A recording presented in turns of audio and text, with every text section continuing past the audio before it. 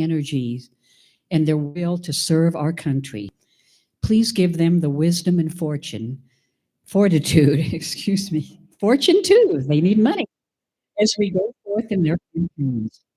We want to thank Red Move Nevada for organizing this debate and for all their efforts that they do educating us voters.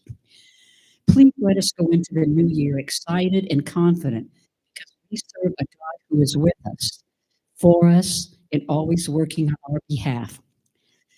Always around this year in January, Martin Reverend King's birthday, ask that you remember these encouraging words of his as we go forward in this crucial year. I believe that unarmed truth and unconditional love will have the final word in reality. That is why right, temporarily defeated, is stronger than evil triumphant. In Jesus' name we pray. Amen. Kathy does a great job and keeps it brief and short. Next is the pledge. Ricky Harold is a former Army guy. Don't hold him against it. He retired from the FBI. Don't throw things at him. Leaders, Stop scaring the folks. Hand over your heart. I pledge allegiance to the flag of the United States of America, and to the republic for which it stands, one nation, under God, indivisible, with liberty and justice for all. thank you, Ricky. Next, I'll just do a great thing and some shout out. Am I coming through okay? Okay. All right. First off, I'm Ray Rocha and I'm executive director for Redmove. Okay. Bill, hold it down. And the other thing is, I'm not going to break Reagan's rule of don't criticize Republicans in public. However, I am going to read something. Before you will be 7 candidates who care about you guys as voters. The others who said they are in the race, namely Sam Brown and Jeff Gunter, chose not to show up, and I'll be glad to tell you why. Not right now. It is important to note that those that choose not to debate, either because they believe they're too important or because they raise so much money, they don't feel they need to debate. That's my stake, and they can publish it and TV. I said the same thing, and Associated Press. Moving on, just briefly, a few upcoming events for Redmove. The next event is February the 1st at the Reno Town Mall, and it's going to be a big event because the Heritage Foundation, which talks on 2025 project. It's talking about election integrity. And then March the 7th will be here set up, but it'll be March the 7th, and it'll be all the Washington Assembly, Senate, City, etc. And we have several of them. And then June 11th will be the primary watch party here, the 11th. With that said, I hope you wrote those down, made it clear. We'll be sending out flyers starting in the next couple of days about the Heritage Foundation. Anyway, next I'm going to do a shout out for some of the people here. All of you are important. That's what I feel. First up is Susan Rush and 4 people from Carson GOP here. So stand up.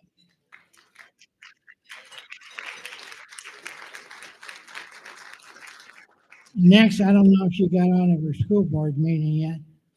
Colin Wesley and her husband.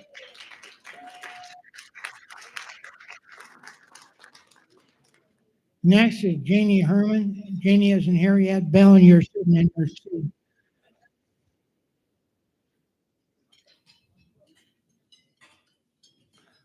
Nicholas St. James, Washoe Patriots, stand up.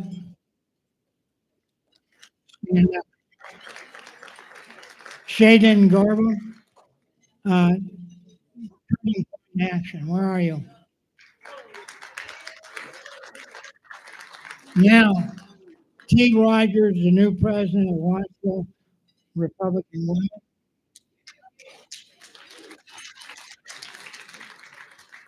Deb Huggins, the new president of RWR, which stands. Patty Miller, the past president of Mount Rose. She's here, but you have a dog that's very sick. All right. Denise Meyer is running for city council. Is Paul Anderson here yet? Paul Anderson from the Spark City Council and his wife. Tom Tabor with Conversations from the Capitol. Stand up, stand up. Is Lisa Willett here yet? There's a few that run late. Lisa's always late. Jan Hermison. Jan was checking people in. She's a volunteer and the host of What's the Story on radio on Tuesdays. See, I got it right. I know I slaughtered you. Roy Strausner is now our new lifetime member. Elaine Grimes is a silver and blue sponsor. Now you're stand up. Stand up.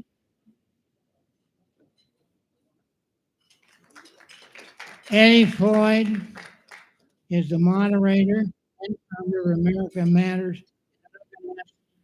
Leo, Anthony to stand up. He kind of hurt his leg.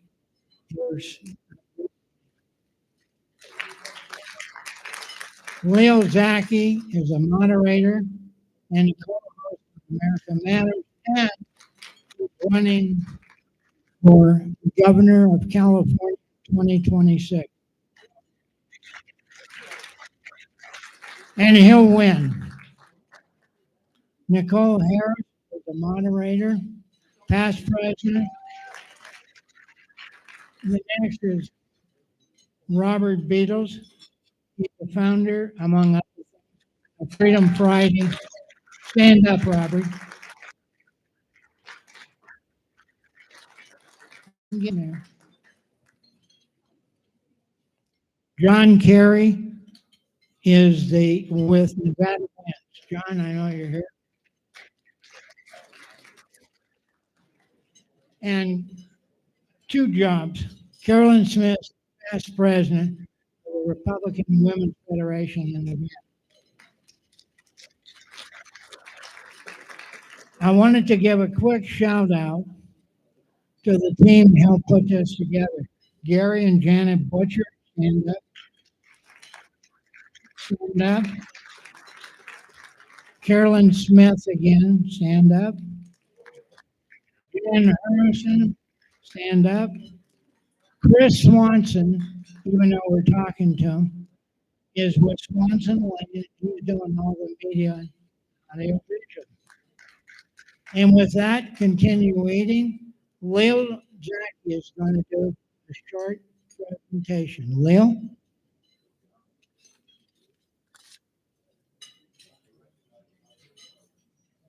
Do I sound all right? Yeah.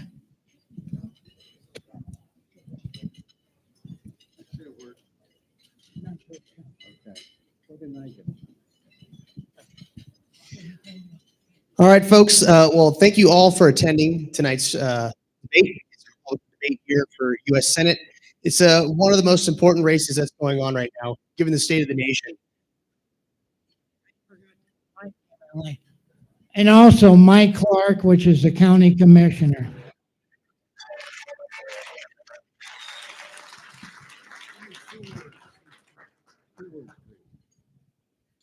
feel like Rodney Dangerfield. Absolutely no respect. I'm the only elected official from Washoe County in the room, and I don't get announced. I don't want to be the life of the party. I just want to be at the party. Thank you.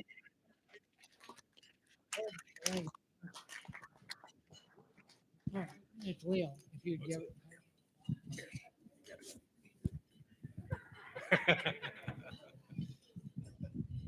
Okay, without further ado. All right, folks, welcome to the Redmove Nevada U.S. Senate debate for 2024, the Republican debate. I'd like to first start off by saying that you guys here in Nevada are very, very lucky to have such a talented set of candidates before you this evening. You guys really have a chance here to make a huge difference in our nation. This is the biggest election in our nation's history. If you hadn't heard it before, you're going to hear it again because this time we're playing for keeps. The fate of the nation is at stake.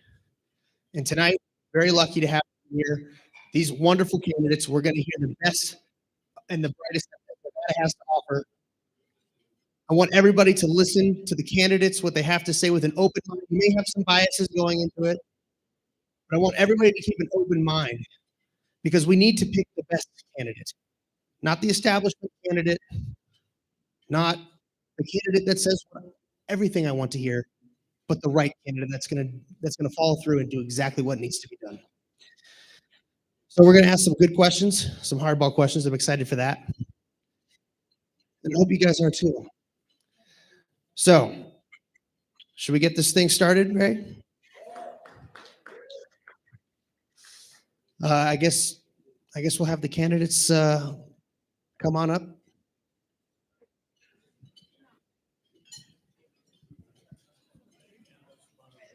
And the moderators as well. And the timekeeper.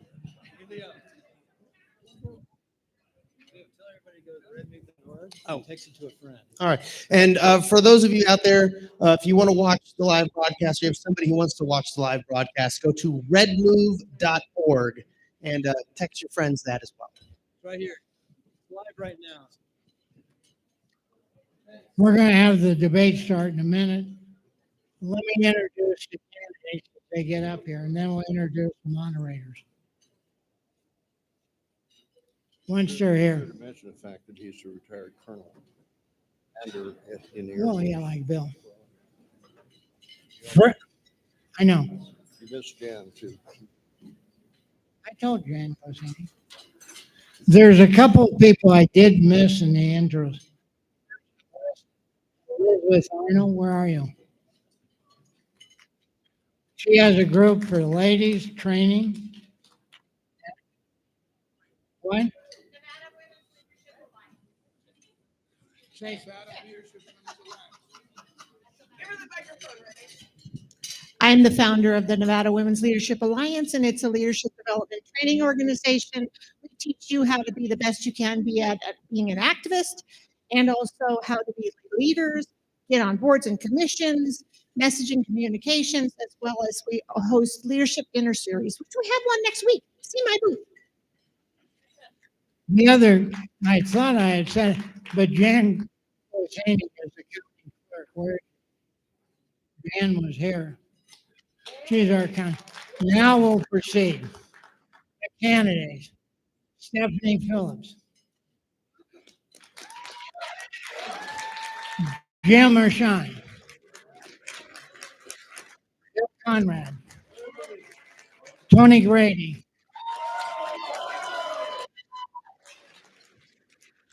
Rhonda Kennedy.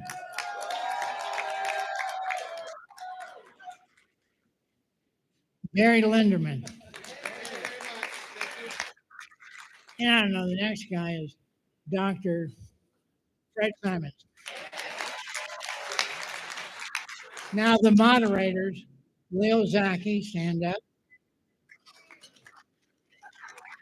Nicole Smith, or Harris, I'm sorry. Eddie can't stand up, but Eddie Floyd. The timer is Roger Edwards.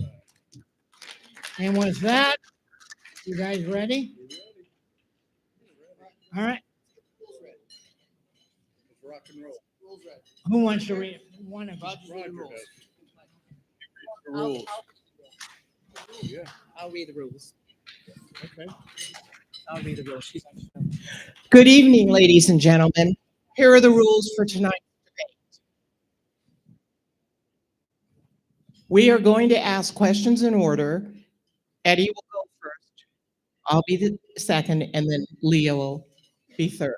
We have a set of questions that a debate team put together, and we will read them to you. Each moderator will take one question at a time, then the next moderator, the next question, and so on. They are in numerical order. 70 each of the candidate will have a 75-second opening stump speech. Then they'll have 1 minute to answer a question. Every candidate will get the same opportunity to answer the question.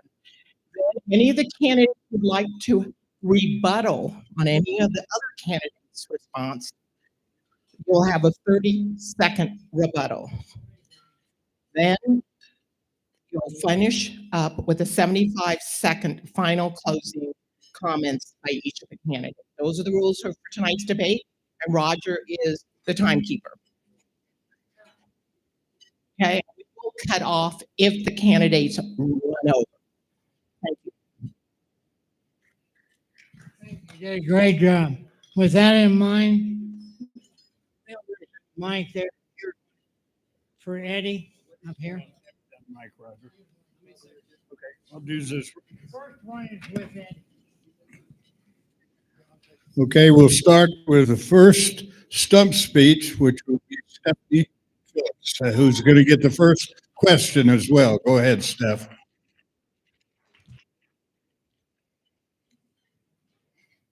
Right into the microphone, please. When you get it fired up. Right.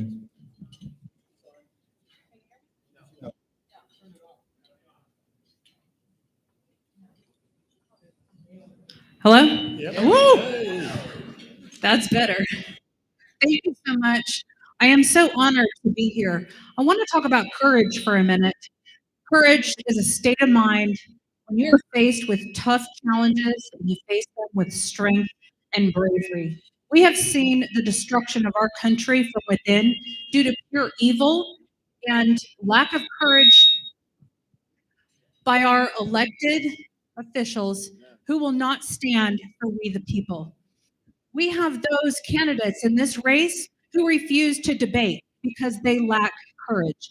As your United States Senator, I will have the courage to stand for we the people. I will have the courage to stand against corruption and the establishment, and I will not back down. I will stand for a secure border, our national security, veterans, children, women, our seniors, responsible spending, a balanced budget, American energy dominance, and our constitutional rights. I stand before you. I ask for your vote. I ask that you stand with me, the one with courage to fight back for we the people. Thank you so much. Thank you. All right, we're going to start with the questions, and you remember the rules. Okay, you want to do the stumps right on down the row. All right. Then the next stump speech will be by Jim Marchand. Thank you. On June 11th, you will have the opportunity to vote for who's going to represent you for U.S. Senate in the general election.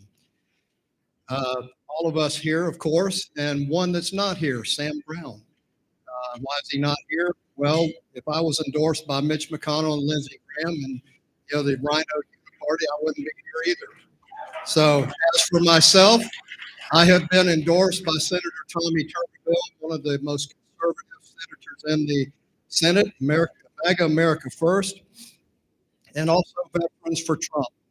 I'm the only candidate here that's actually been elected and served in a legislature, so I have the experience. I have the voting record.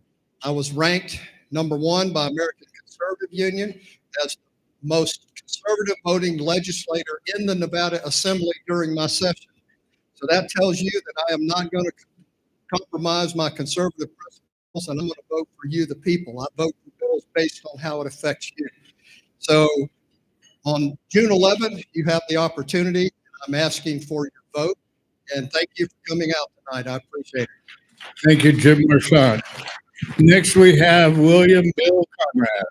Hi, I'm Bill Conrad, from the United States Senate. And first question I have, is there any Mitch McConnell fans out there? Okay, I guess that's why Sam's not out there. Sam, are you out there?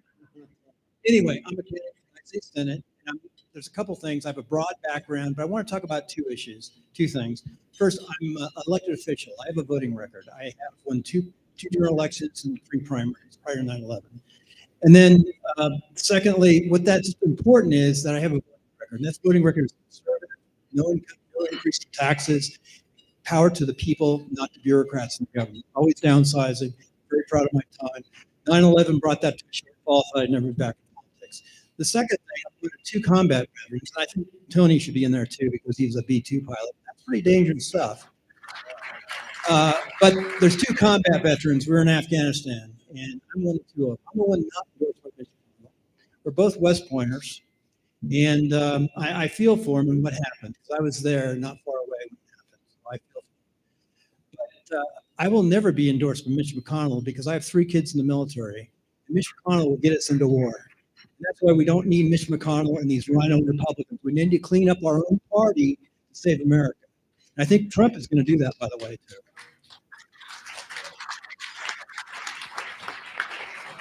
All right, next, we have Tony Grady.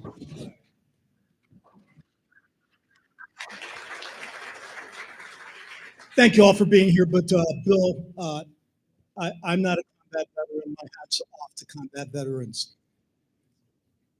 Capturing our hearts and minds when he said, a nation where they will be judged by the content of their character, not the color of their skin. Dr. Martin Luther King had a dream, an American dream. Our American dream is under attack, and right now we have a nightmare. I want all of our children and grandchildren to have the opportunity for that American dream. But we have a border that's non-existent. We have soaring prices where Nevada families have to spend $11,400 more annually just to keep even. But exit from Afghanistan, we are no longer the premier country in the world in terms of leadership. Well, I will tell you that I will work with all that I can to restore that, to restore the American dream. My entire life has made me ready to be Nevada's next United States Senator.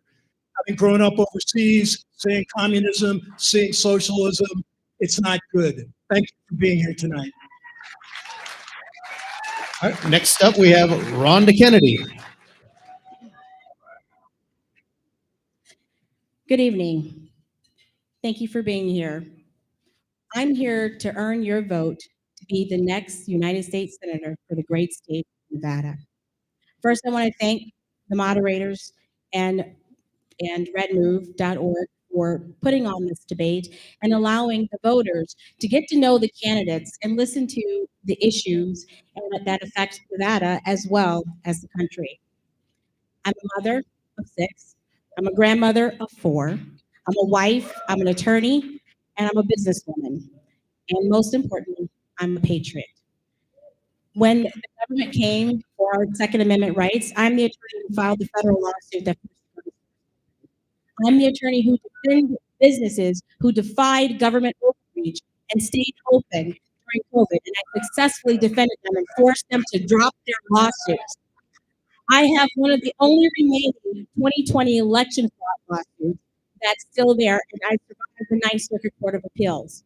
I just recently sued Meta for hacking my Facebook. My Facebook got hacked, it got taken over by a foreign government, and I successfully received it back after I filed the federal lawsuit. So when your rights are on the line, Rhonda Kennedy has your back. Next up, we have Barry Lindman. Hi. First of all, I want to thank Tony and Bill for their service to our country. You can't say enough about them. They're class guys. And you're not supposed to say that as a candidate, but you got to be magnanimous. You're going to be big enough. My name's Barry Lindeman. My background is I spent 20 years on a small cattle ranch in Borden, Wyoming. I worked my way up through construction, and I wound up by getting into the finance at the end of it. Now I run a portfolio full of hospitals. I was with Jeff Gunter yesterday, and you're not missing anything. I'll tell you that right now. I'm a taxpayer first candidate, okay? Negotiating contracts all over the place with huge sums of money. And when it comes to negotiating your legislation, I'm going to understand every single word that goes into it. So you are not caught by surprise when you think it goes this way and it actually goes that way. Okay? And I have to say, debates are somewhat new to me, and I always look at it as speed dating. I hate you guys for having to endure this because you're looking for all the red flags that are out there on every single candidate. We're all going to say similar things up here, but look for those things that differentiate us from each other. Choose your candidate wisely. I think there's a lot of good ones up here, and thank you very much for your time. And next we have Fred Simon. Good evening, everybody. Great gratitude to all of you here and all veterans who are here tonight. Washington crossed in 1776. This is the most critical period of time in America. There is danger in domestic, and there's tremendous danger abroad. What the COVID epidemic brought to us is what our government and the multinational companies are doing. Tyranny within their own country. There's a war against spirituality. There's a war against community. There is a war against economics. If you look at what's going on right now economically, we have inflation with all the multinational companies having the greatest profit of all time. How could that be? How's your pocketbook? Okay, when we look at the culture, they're going after the family, they're going after our communities, they're going after our children, and fundamentally, we are under attack at every level. And they're taking God out of the church, they're taking God out of school, and I am here to represent you to make America as strong as possible. Thank you. All right, we'll start with the questions now, and thank you all for your wonderful speeches. Now, here's the way this is going to work. All of you, and you heard Noel say exactly what's going to take place. I'm going to start with Stephanie. You'll get the first question, then we'll go right down the line, the same one. You have 1 minute to respond to the question. The question is very simple, and it is, how can you assure your constituents you will fulfill your promises to represent their will when you get to D.C. and not be intimidated, bribed, or otherwise coerced to change your positions and votes like every other person I've ever interviewed? Would you be accountable to them, your constituents? That's easy. I have 30 years vested in this state, and I have been in real estate that whole time. I have served, represented, and negotiated for countless clients for 30 years. What I gain from them first is trust. Everything else is downhill after that. And it is easy. They trust me implicitly with their finances, with their personal lives. I sell them a home, and it is the American dream. And I am trustworthy, and I will do the same for you. I will represent everyone in this state with honesty, transparency, and I will always come to you, the voter, and do my best for you.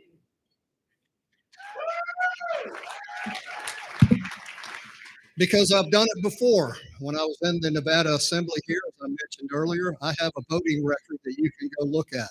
You can look at every vote that I placed in the Assembly, and you will see that it benefited you, the people, not the special interests.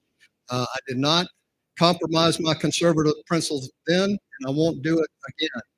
And it takes a lot of experience, and I will not be training on the job when I get to the Senate, because I have been through the legislature in Florida and here, and I know how it works. So I don't need to learn that at this point when I get there. So there's a lot of things that go on behind the scenes that you can only know if you've been in the trenches. And when you deal with the people that actually write the bills, you need to know what to do. And I know what to do, and I fought them tooth and nail to make sure that they wrote the bills properly for you. Thank you. So again, this is Bill Conrad. For more information, go to Conrad 2024. So like Jim, I'm also was an elected official. I have a voter record, and people are here who know my voting record. It was one of fiscal conservatism and not increasing taxes, but lowering it and reducing the burden of government on people, consistent over and over. I was by far the most conservative person on my council in the city of 200,000. And I think that means something. You know, Sam Brown has no experience. I know Sam. I was there in Afghanistan when he got blown up. I know what happened to him. My heart goes out.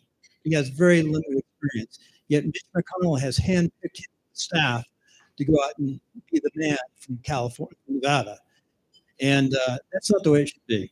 And secondly, there's a couple other things. Right out of high school, I went to West Point, served in the Marine years. Green Beret, SF. Went to flight school, served in the Air National Guard, flew helicopters, air rescue. War broke out, active duty, as no longer a city councilman, out of politics, like taking a break. But a proven track record of serving my country and duty, and it's time to go back and do it again.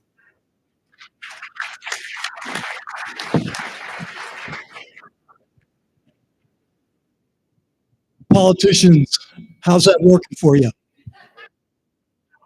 I promised to represent my constituents because 20-year Air Force veteran, I served the country in uniform proudly and supported and defended the Constitution of the United States. I will continue to do so.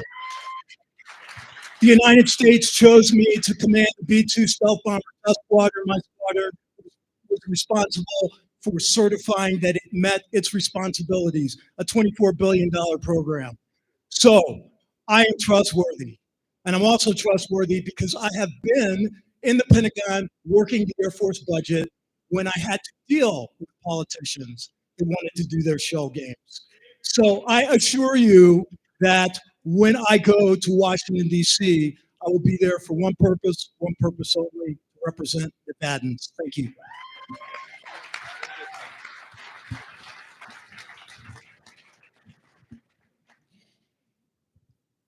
You were elected by the people. So, of course, your job is to do the will of the people. And as long as you follow your true north, which is the United States Constitution, you can't go wrong. I've defended the Constitution when I'm not an elected official. I've been persecuted. I've gotten death threats. My co-counsel was murdered. You can look it up on Dateline because I went after child traffickers who were trafficked children. And because I was winning in court, my co-counsel ended up murdered, and then I got death threats. So it doesn't matter what happens to me. I'm always going to stand up for the people and what the people want, and that is protecting their constitutional rights. We are one election away from losing this country. And if we don't stand tall and keep defending the Constitution, we're going to end up like Venezuela. So Rhonda Kennedy will always have your back. Thank you.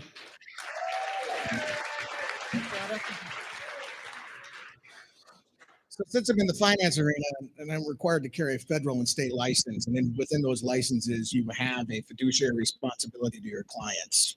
You go to jail if you break those things. That's been beaten into me for the last 20 years. I don't think that I would ever do anything to make that any less. It's a habit for me to be honest and above board all the time.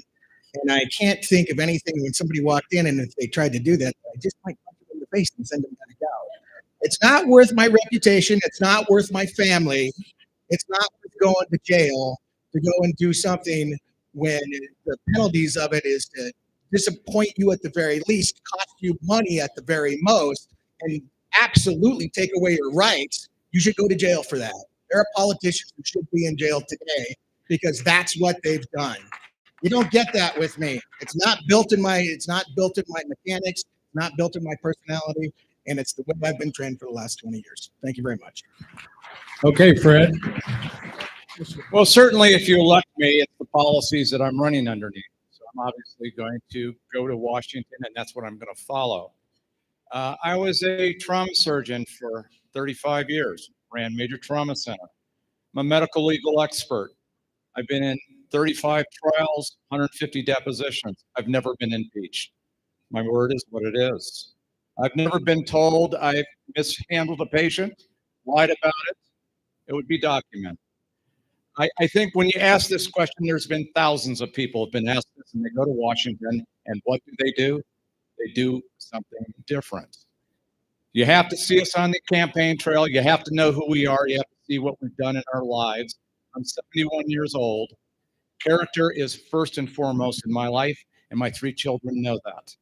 And so I will represent my family as best I can by telling the truth and represent all of the constituents that I represent with dignity, honesty, and love. Thank you. All right, thank you, Fred. Now, on the menu here, we have the opportunity for anybody to raise their hand if they would like to. They say rebuttal, but I'll say, anybody want to attack anybody at this? Okay, go ahead, Bill.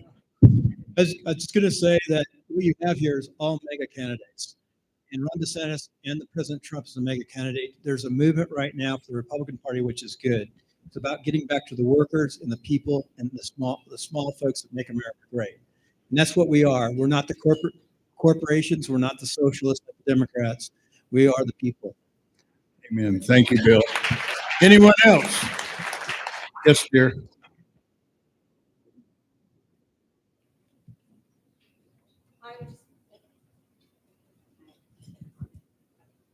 I just want to say that one of the first things that, as an attorney, that I understand is the law, as well as the violations of the Constitution. And I would say that every single judge, federal judge, that has violated the Constitution and railroaded our President Trump, I'm going to call him President Trump, the first thing I'm going to do is call for them to be impeached. Amen. Thank you for that. Anyone else want to rebuttal? Rebuttal? Is that the way you say it? I like attack better, but okay. Next question. All right, everyone. We're going to start with Dr. Simon. The next question is on immigration and the border. Given what you spoke, I presume all of you believe that we do not have a secure border. And then all of you probably will say that we should be doing more, et cetera, et cetera. What I would like to hear from you is the top 3 things you would do as our senator. Dr. Simon, please. Top 3. Well, the border is a pretty straightforward issue, I believe, but it's a campaign issue. It's been a campaign issue for decades for both Democrats and Republicans. And this is where I would put everybody under uniparty. They like this particular issue because they can fight about it. They go to Washington, they sit at the same tables together, and they do nothing about it. So what do? We secure the border. When Trump was elected, the border porosity was very minimal. If we can't do it by putting more wire and building a wall, then we have to utilize our National Guard. Second thing is, who are these people who have come in here? This is an issue. Did they have a polio vaccine? What type of diseases do they have? They need to be found, and we have to repatriate them. Third thing is we need workers. We're short of workers. And what we have to decide as a Senate, both Democrat and Republican together, is the appropriation of where do the workers come from? What do we need? And that should be a pretty easy thing to do by talking to agriculture, the individuals in business, and people like me in restaurants, so that we can bring the appropriate number of people in every year and have them vetted at the border. Thank you.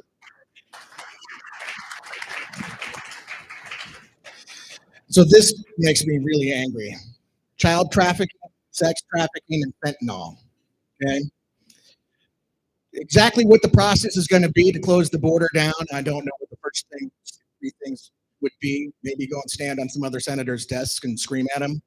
But we need to close the border and keep it closed until a formal, pragmatic, smart immigration policy is implemented. And what that will do is, while it's closed, is they'll make a lot of people squeal economically. And you just let them keep beating on their senators, and you keep letting them beat on their Congress people until they all give it up and go, let's all get together and put together something that makes sense for the American people, not the illegal immigrants. And after that, you can go and deport whoever you want, and you can go and arrest whoever you want, and you go and find all the sex traffickers, and you find all the fentanyl pushers, and you kick them out, or you put them in jail, or you give them the punishment that they need. Thank you very much.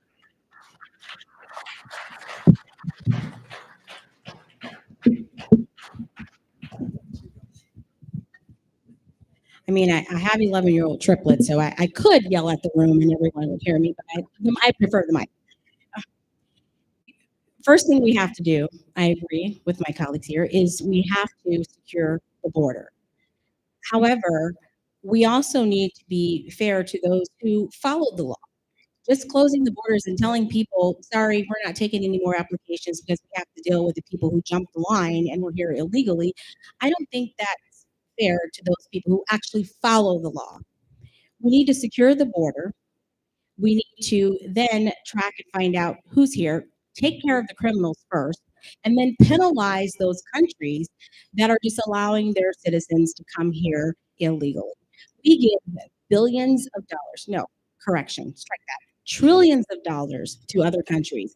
We should tell countries, hey, you have X amount of citizens here in the United States that the American people have to use their hard-earned dollars to support. So we're going to minus that from any aid that you're going to get. I have a personal interest in securing the border. My uncle was murdered by an illegal immigrant who had police contact 3 times before he brutally killed him for no reason.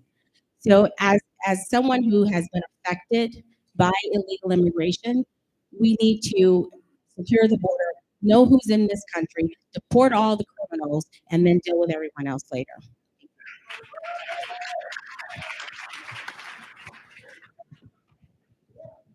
Yes, we need to secure the border. The trafficking we have is human trafficking. It's modern day slavery. We need to stop that. Fentanyl is the largest killer for people ages 18 to 45. We have to stop that. We have to stop people coming into our country illegally because we don't even know if we have sleeper cells. And if we don't think we do, then we're not being very wise. So this is what we need to do to secure the border. We need to enforce our asylum laws. The way we do that is we impeach the Secretary of Homeland Security and put somebody in there that will enforce the Constitution. And we need to stop giving people who have entered the country illegally free stuff. When somebody commits a crime and they are an illegal alien, we need to deport them immediately. We know in this state that Mr. Guzman has killed at least probably 4 people. 2 of them lived on the street of members of my church. We can solve the border problem. Thank you. So I'm the only candidate that's worked on the border. In 1999, Major Conrad surveyed the first 66 miles, building helipads. I was a pilot and a civil engineer. Air National Guard. We were both in the same uniform for a while. So anyway, he asked for 3 things. The number one thing we can do, the number one thing we can all do, is elect DeSantis or Trump as president. That's the number. We can all do that, and that's so important. The Democrats are socialists. They're turning into communists. Next socialist communist, very close. It's destroying our country. You have to secure the border. You have to send everybody back. When I ran refugee control in Afghanistan, the rule is international rule of the first safe place. That's Mexico or some other country, but it's not the United States. Everyone in Afghanistan, if they could come here, would want to come here. Secondly, fiscal responsibility. We've got to stop. I would vote no on just about everything except the NDAA, which is the defense. We have to stop spending money, period. And we have to downsize the federal government, make it very, very small, and return power back to the states and local government. And thirdly, what can we do third of all? Take care of each other, take care of the people, bring production back to America, empower the blue collar worker and us.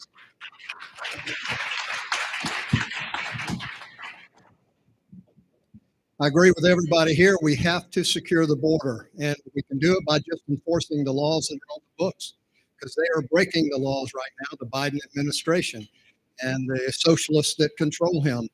How many of you are concerned with potential sleeper cells coming in? We have to deal with that. We need to be, I'm praying that our military guys are on top of it and are tracking these guys, because if they're not, we're going to have some stormy times up ahead. So definitely secure the border. And the human trafficking, what goes on with the kids that come over is atrocious and is sickening. And as a senator, I will do everything I can to encourage the governors in the states, whether it's north or south, to use the National Guard to secure the border. That's something that Abbott just did. He's got the National Guard down there, a little bit too late, but at least he's doing it. And we need to encourage all the governors to do the same thing, because it's vital for the sovereignty of our country that we secure our border. Thank you.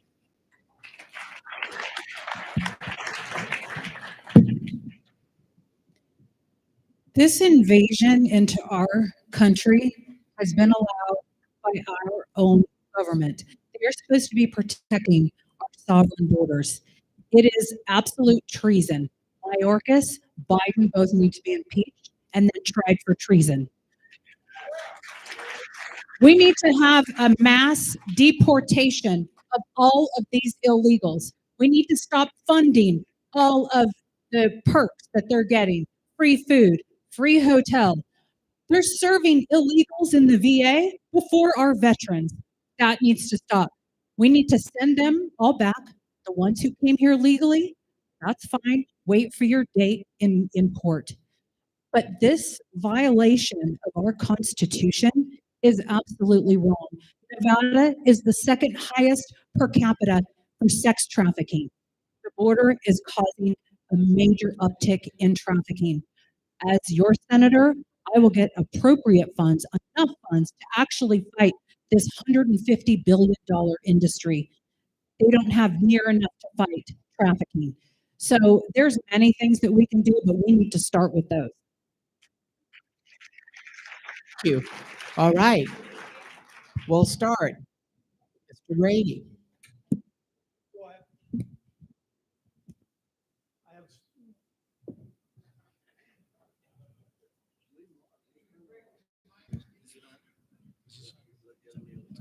Well, I have a story for you. While I was on the campaign trail, going through all 17 counties that I've been through since I announced, I was in Eureka County, and the sheriff there told me that he goes to Congress to speak periodically on law enforcement issues. And he said that while he was there one time, he asked to have a meeting with Jackie Rosen, and she refused. So I want you to get your head around that the chief law enforcement officer, Ford County, was refused by the sitting senator. I want you to get your head around the fact that a constituent was refused by a sitting senator. We need new leadership in Nevada and Washington, and someone who will stand up and secure the border. Thank you. Ms. Kennedy.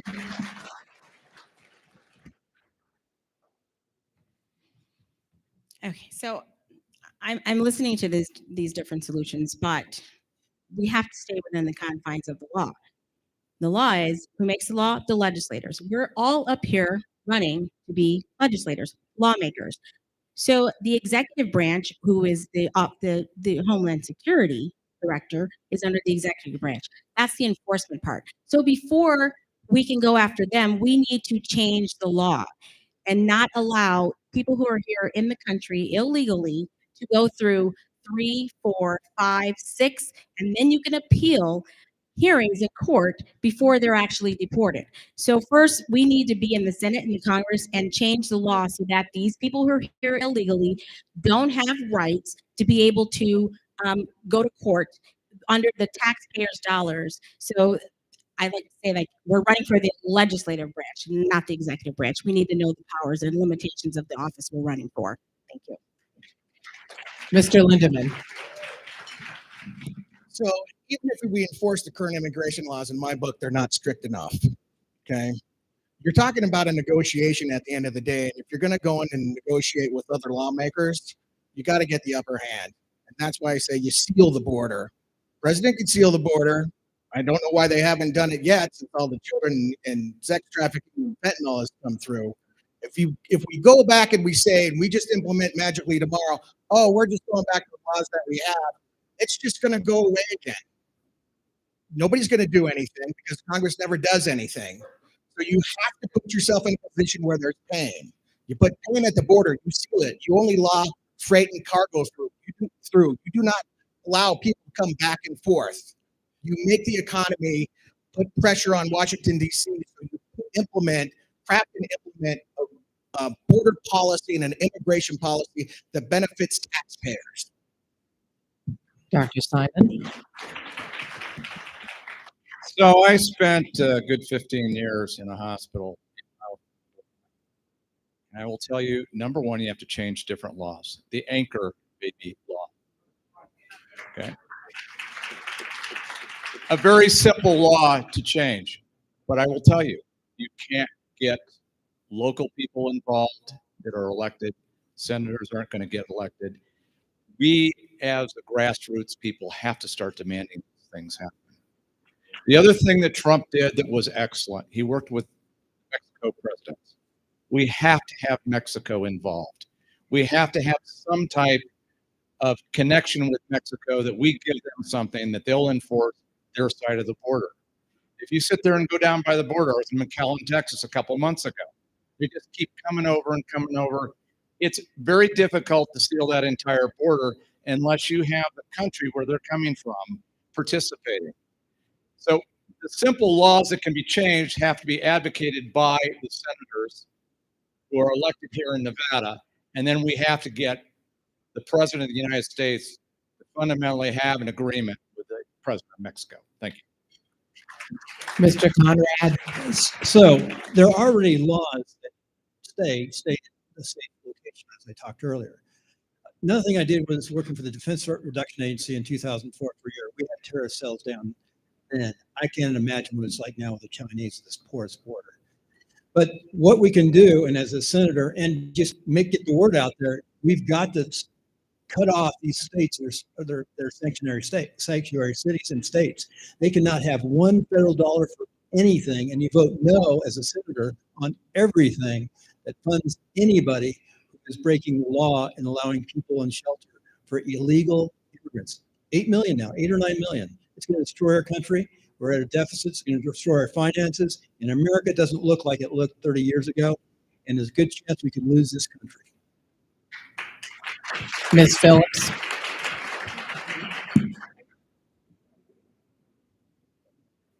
I just want to say this illegal invasion is completely intentional. They are doing this on purpose. They are trying to destroy our country from within. We need to be very vigilant. It's not a matter of if, it's a matter of when. We are attacked on our own soil. They have no idea how many terrorists have come through that border. We need to be vigilant. And we need to, at the ballot box, we need to vote for the people who are going to protect this country and put America first and our national security first.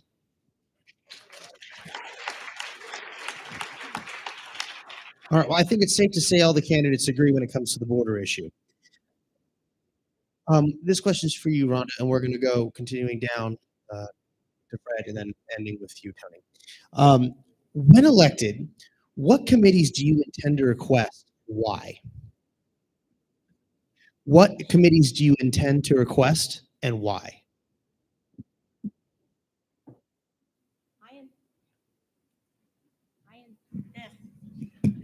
Check. Okay. I intend to request the judicial committee, and I'll tell you why. Because I deal with these laws every single day that are passed by legislators, and I find the unconstitutionality of them or the issues with them. And I believe that as a legislator, that I'm able to pick out the problems and the issues with them prior to these bills being passed. Secondly, look at what's happening right now with persecution of President Trump, because that's what it is. It's a persecution. I can't believe, as an attorney who took an oath to uphold the Constitution, the same oath that every single judge took, and sitting on a bench, and it's a slap in the face as an attorney that what they're doing. And I want to be on the Judiciary Committee so that I can make sure that we don't get slippery, slimy judges placed on a bench. That the only way to get rid of them is to impeach them. And I don't know why no one in the Senate has stood up and pushed to impeach these judges. So I want to be the gatekeeper to make sure that these lifetime appointments for these judges are checked. Thank you. Go ahead, Barry. Office of Management and Budget, or any other finance committee I can get on, because they're stealing your money, right? We don't even know where half of it goes. And I sit there and it confounds me because they keep handing out cash and it's going on your credit card. Okay. You can't afford it. Last I heard, everybody in the United States owes $300,000 to the federal government. It's ridiculous. How are you going to pay that back? You're at 34 trillion in 2022. They said, Barry, do you think I'll get to 34 trillion? I go, I might go above that. I was guessing. You guys, every morning you wake up and you get disgusted with what you see on the news, you feel punished. I'm done feeling punished. I need to go and get my money back and get it spent correctly so we can all live better. Thank you very much. Mr. Simon. Well, I'd like to be on the Urban and Housing Development Committees. I think that we have a tremendous problem in the inner cities that we have to solve. And I think the important point that we need to get as Republicans right now, it is us against the multinational companies in the government. We have to reach out to the individual person working who doesn't have housing, who are in these terrible development areas where they have been devastated by poverty and the Democratic policies. The Republicans need to step up and get into the inner city and start changing those things. The other thing I want to be involved in is healthcare. I want you to know that the number one reason you die in America is because the healthcare system fails you. It's either from drugs or malpractice at the hospital. And we're losing our healthcare. It's being taken over by the government. 65% of all physicians now belong to socialized medicine, and they are censored for being able to say anything about your healthcare, what they recommend, what their consultations mean, and they're under fire to lose their license and their certifications if they go too far, whatever that means. Thank you. Ms. Stephanie Phillips.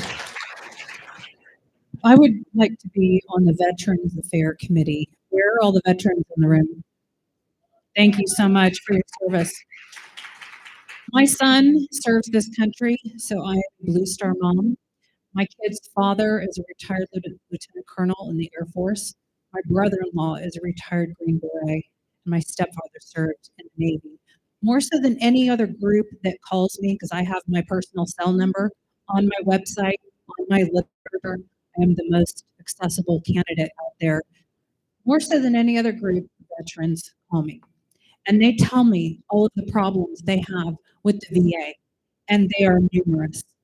There are programs we could streamline. There is a lot of work that we can do for our veterans. So I plan to give that a lot of attention. Mr. Jim Marchand. Thank you. I would like to, a couple of committees that I would like to serve on. One of them is any committee to deal with our monetary policy. Who here would like us to go back on the gold standard so that our dollar is backed by something of value? Well, I'm actually doing something about it. I've been passionate about it for a while. We actually have these bills that are made of gold So when our dollar finally collapses, you will have something that you can barter with people that have goods and services. I'm doing this. We're selling a lot of these right now. The other committee is the Energy Committee. I've been working for 10 years here in Nevada to solve a major problem. Yucca Mountain's a major problem. You pay as a taxpayer your portion of $2 million a day fine for Yucca Mountain being shut up. And we have the ability to bring in the material and reprocess it and sell it and properly give you a royalty back, just like Alaska does with oil. I have proposed this. It's going through Congress again. I did it. Trump was elected president in 2016. Nancy Pelosi killed it. I've got it started again with Congressman Paul Gosar, and we're working that through Congress right now. Mr. Conrad. Major committees would be in finance, ways and means, anything to do with finance, in the Fed, because the Fed is destroying our country right now with their monetary policies. We don't need the Fed. And we certainly don't need a digital currency which will destroy our freedoms and liberties. That's the most important thing for me. But there's a subcommittee that I'm really interested in. During COVID, my son did not take the shots. He's lieutenant commander in the Coast Guard. So I watched all the committee meetings. And in the Homeland Security subcommittees, I was about to kill the senators because they didn't know what they were talking about. I studied this. I saw the issues of COVID early on, and they were devastating to our armed forces and people we lost. And unfortunately, my son survived, and Tony and I work together. I'm so proud of his son. Yeah. So what's my God? So his son is the captain. He didn't take the shot. He didn't order his people to take the shot. He survived. He's still in the Army. He did all the right things. My son, Lieutenant Commander Conrad, who was up at Kodiak, Alaska, flying air rescue, one of the most dangerous missions in the Coast Guard. They were brutalized, and they took him off the flight staff for 2 months because he wouldn't take the shot. They gave him his first board right when the NDA passed. He was saved. He's still in the Coast Guard. He's had reports from his officers. I'm very proud of him. He's stationed at headquarters, Homeland Security. Mr. Chuck Grady. Three committees: Armed Forces, Foreign Relations, and Interior. Armed Forces, because we've already talked about the military. I would be on the other side of it. We could be looking at World War III with what's happening with the missteps in our executive branch right now, and with a Congress without leadership, especially with senators. So we need someone that understands military strategy, grand strategy, and the military instrument of power. Foreign relations, I would be on that because senators are responsible for treaties. And we need to make sure that countries that hate us don't get money. I think that's through treaties. But most importantly to a lot of people in this room, Interior, because of Nevada. Water, water, water. So land. 80% of our land, 87% of our land belongs to the federal government. So we have to have our senator be right in there when we're getting government land turned back over. We need to make sure those treaties, like the treaty with Mexico, where they're supposed to give us a certain amount of water through the Rio Grande and through the Tijuana rivers, they've only come up with a quarter of what they're supposed to give us. Treaties, we need to enforce them. So armed forces, foreign relations, and interior. Those are my committees. Thank you. Well, that was a very diverse group of committees. I'm very pleased to hear that. Does anybody have any rebuttals that they'd like to add for 30 seconds? I could not read it. Perfect, Tony. You know, sovereignty of our country. No Davos, no world government, folks. America first. Ms. Kennedy.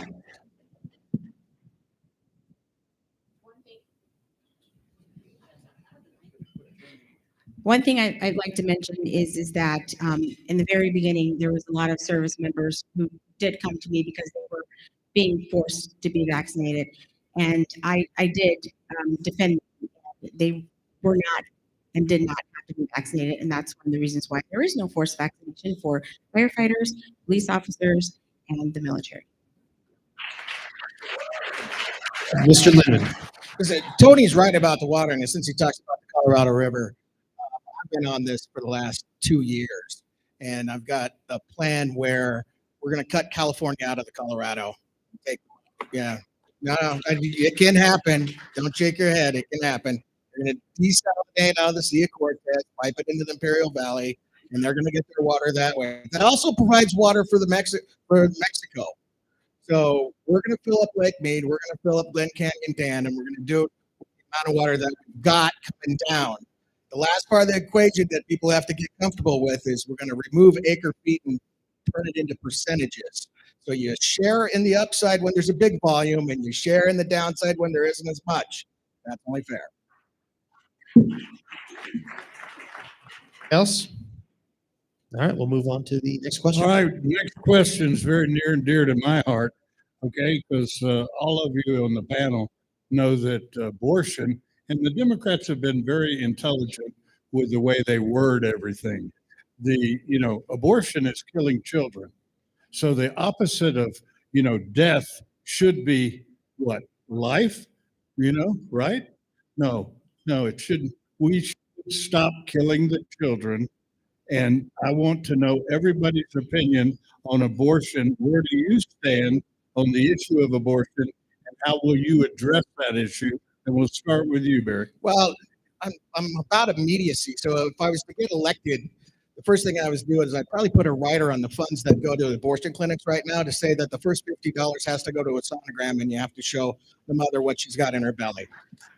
Okay? There may be a few exceptions for that. We're not going to get into that right now. But that's that preborn program. I don't know why it can't be applied to federal dollars. And that can happen faster. I like that you asked this question. Are you asking as a Democrat? Because if you're asking as a Democrat, it's a women's civil liberties issue. If you're asking as a Republican, you're trying to save babies. And you're absolutely right. The Democrats trick us on this question. They have you choose, and it's not a binary choice. So if you're supposed to say to a Democrat after they ask you the question, oh, pro-life, they're going to vilify you, and then they're going to make all the women believe that you're against women's civil liberties. Two things can be true at the same time. I can be for women's civil liberties, I can be for women's rights, and I can protect babies in the womb. That's the answer.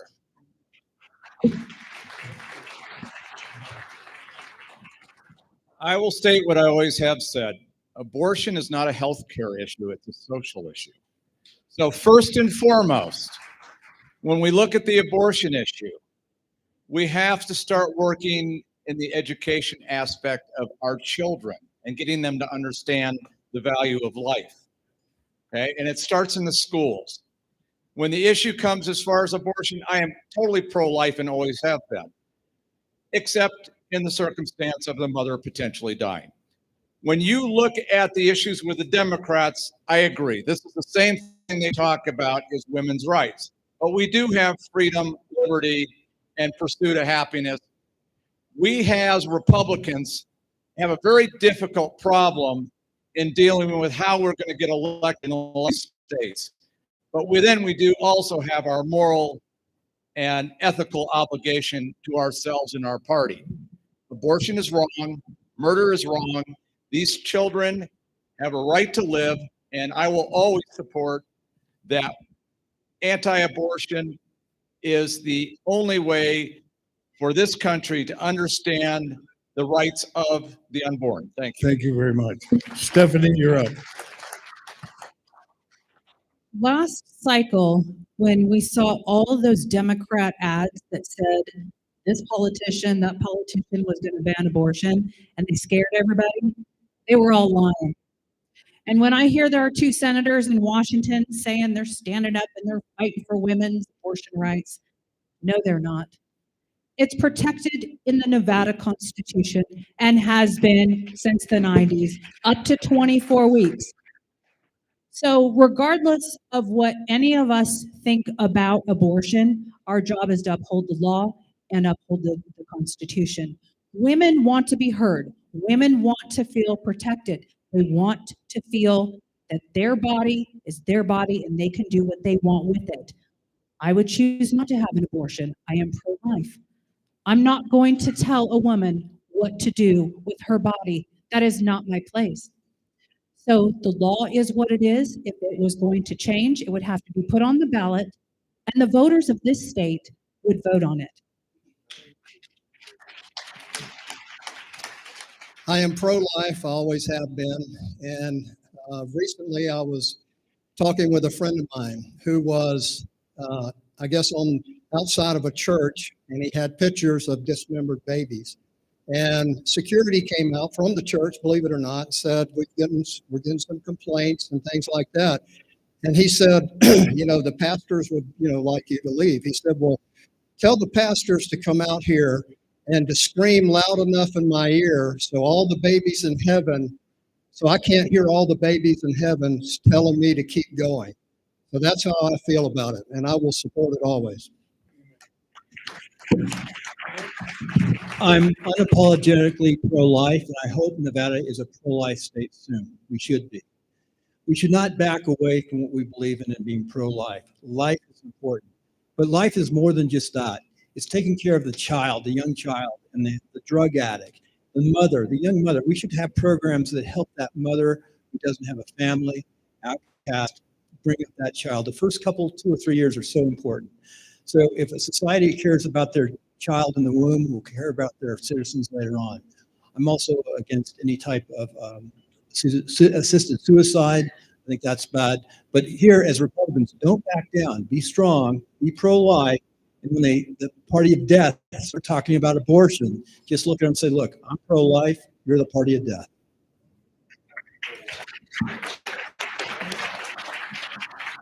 I'm pro-life. I'm very glad that my grandmother, my mother's mother, decided to have her. My mother never knew her mother. I think that in this country, it is a big moral issue. It's even said by our enemies, one of our enemies in politics, that abortion should be safe, legal, and rare. That's not where we are right now. The Democrats want unrestricted abortion. However, as Stephanie said, the citizens of Nevada have determined, and Stephanie's not in our Constitution, but it's in RSC. But anyway, it's in our laws that about 6 months, 24 weeks, is when Nevadans have voted for it. Now, we have more technology, we learn more, but it's not going to change until Nevadans change it. Democrats are lying. Abortion is not on the ballot. I am running to be the senator to represent Nevadans.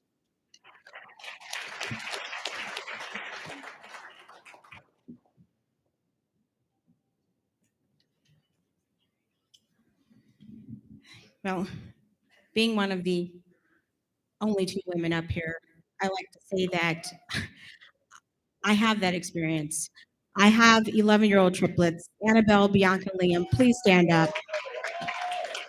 Those 3 back there. When I was pregnant with them, as short as I am, I can take my heels off, you'll see. It's a very dangerous pregnancy. And the doctors told me to abort them, at least 2, at the minimum, 1. I said, no, it's all of us or none of us. I spent 4 months in the hospital. I could barely walk when I got out. I almost died. I was in a coma. But those 3 are here because I said no. And when you look at those 3 beautiful babies, tell me which 1 or 2 should I have chosen?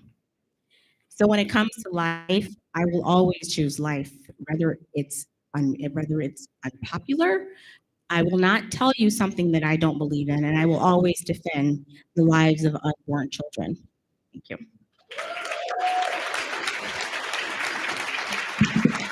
Okay, anyone with a rebuttal on what was said? Yes, sir.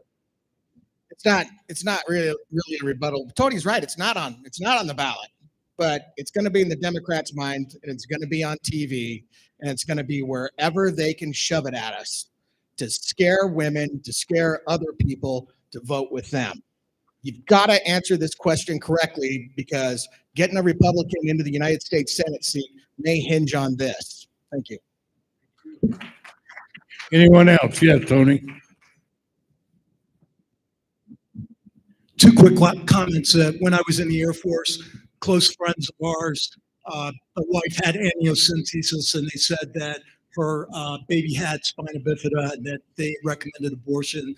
And she stood her ground and did not, and the kid was healthier than all the rest of their kids when they were born. So it's not an exact science to try to coerce a woman to do anything, and we need to back up that woman so that she can be very supported. Then the other thing, thank you.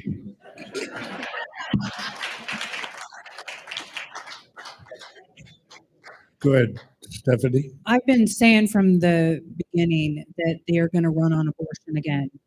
And they are doing that. We saw that in the midterms. So we need to message this properly. It is protected in our Nevada Constitution. And no, it's not on the ballot this time, but they are fear mongering. They are telling everybody that everyone's banning it.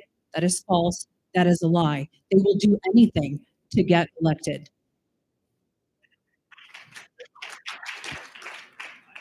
I do not think it's going to be as critical as last time, what happened and how they used it. I think the American people are smarter than that. They know what the Democrats are up to, the lies, the misinformation. There's just constant lies and misinformation coming out of DC and the Democrats. The latest thing was they said that we produce more oil and petroleum than Trump. Then why is our national reserve so low? Why are we buying fuel from Argentina and other countries? The Democrats outward lie, but the American people are getting smart. And the working people, the Republican Party is becoming the working party. And that's good. Doctor? I'll simply tell you this. They tell us to follow the science. I don't know if you've all heard of epigenetics, but it is well written and documented in a number of solid literature books that the fetus at 16, 14 weeks is emotionally connected to the mother. And we can even go back to 12 weeks.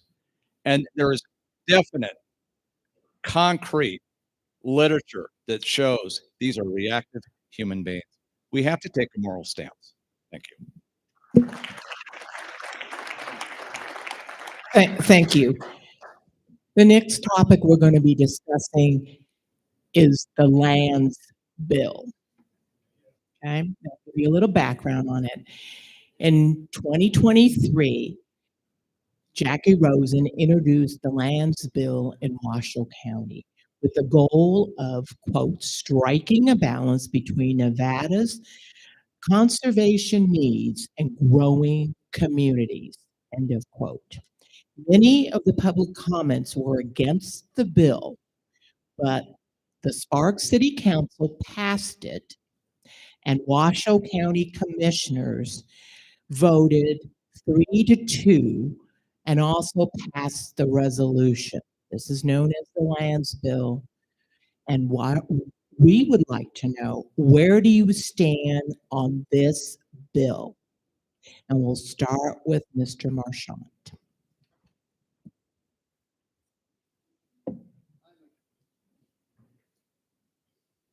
I'm against it. I have been known for fighting for securing our land for the people and against BLM dating back to 2014. Most of you are aware of what happened down in Nevada with the Bundy incident. So I was involved with that. I created a movement that right after that saved 2 million acres in Clark County from being blocked off from the public. So that's something that's near and dear to my heart, and that I will continue to vote on that when I'm in the Senate, that will vote to secure our land. I would like to actually get all our land back. I think 87% is controlled and managed by the government. And I have been promoting that for a long time, and I will do so when I'm in the Senate. And they're not going to like me, the BLM. They already don't like me, trust me. So I've been looking at the lands bill. My background was design, build, construction, civil engineering. And we do need a lot of land to expand in different areas because it's becoming very crowded, as you know. So we need to open up lands, federal lands. But let me read something from the Sparks Mayor, Ed Lawrence. I think the best way to explain it, not everyone is 100% happy, and when not everyone is 100% happy, that's usually a good bill. Well, MDA is also working on that bill. I think we're going to have some good things coming out of this, and to start, as we open up more lands, returned to us and away from the federal government.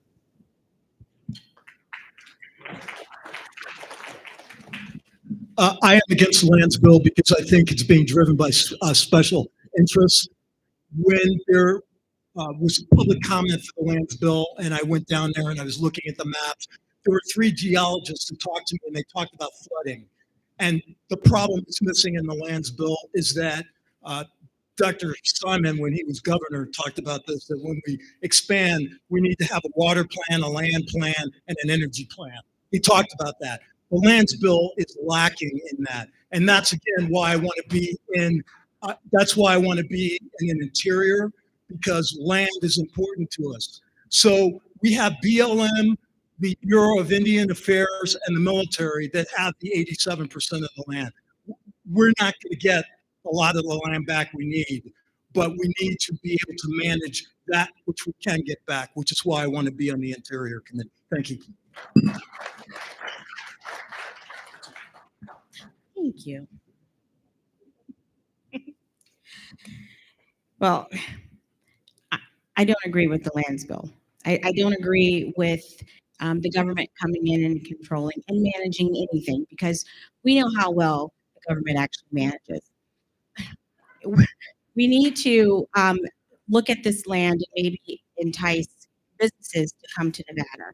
Nevada has a lot of land, not just for building new homes and expanding, but also for bringing in new businesses, new manufacturing. I mean, America used to be capital of manufacturing. Now our jobs are leaving the country and going overseas. Nevada can be recruiting corporations and businesses to come and start building here, and we can utilize, as a U.S. senator, we can utilize the BLM to get control of that land to entice businesses to come over.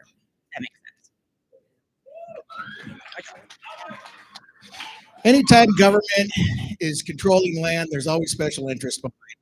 And that's why they need to return as much as possible. We have the same problem down in Clark County, where the BLM is deciding what to give up, what not to give up, and how the development's going to go.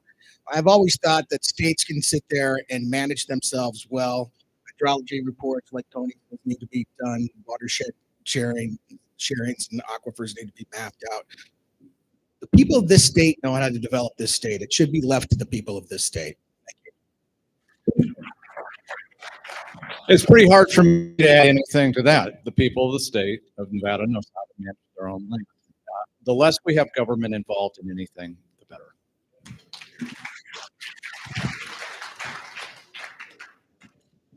So, in reading about this lands bill and the thousands of acres that they are taking out away from the people for no use, for grazing, mining, recreation, hunting, anything, this is in direct correlation to the 30 by 30 land grab executive order that Biden signed his 7th day in office. Has anyone heard of the 30 by 30 by 2030? Okay. Whoever has not, please read into it. They want to control 30% of all land across our country and water. Eventually, they want 50 by 50. And this is an international. This is not just the United States. Please read about it. This lands bill is directly connected to 30 by 30. The land grab, call it, that's exactly what it is. And the federal government wants to control so much more than what anybody realizes. It's terrible. So yes, I'm against it, absolutely. Mr. Conrad? So politics is also the art of compromise. And I look at this bill. This bill is very good for Sparks and other areas, just so you know that. The federal government and the military and the Indian nations are working together with the city's jurisdictions to expand around the cities. And we do have a lot of natural resources still in Nevada that we don't realize up north. We have a plume of water. There's a lot of issues. I would say that this is a start in the right direction, but of course we don't want the federal government to control our lives. But again, we have one of the largest military operations here. If any state do certain operations that we do here, and they blew up the first nuclear weapon here. Not the first, but they've blown up nuclear weapons here. So we need this for the defense of the nation as well. It's a process and a step forward. And it's really good for Sparks if you're Sparks out there. Well, anyone else interested in a rebuttal? Seeing none? Leo? All right, folks. As senators, what will you do to curb government spending, seeing as it's out of control and our debt is constantly rising? Let's start with Mr. Conrad. Nancy Reagan comes to mind. Just say no. I literally, when I was a councilman, they were trying to raise a sales tax, a half-cent sales tax for the road. What they're doing is just ignoring and not working the road. And they're trying to raise an 8-cent sales tax for the library. That will leave the general fund to do all sorts of stuff that we're not really supposed to do. I voted no on everything that wasn't public, public safety, roads, streets, and infrastructure. And it works. You can do the budget. As soon as I left and went off to war, next group that came in, because it only took one voice to hold them down, they raised taxes like a maniac, almost 2% where I came from for sales tax since 9/11. So you say no to everything, and you've got to reduce the size of the government. We need to have a balanced budget throughout the states. If we don't get a hold of our budget in our country, we will not have a country. You're seeing it sort of in Texas right now, by the way. You see this issue on the border, or with the protection of that border? That's huge. Texas is fighting back. And I think you might see a schism within our country, not a civil war, but a schism where states take back their power. I hope that happens.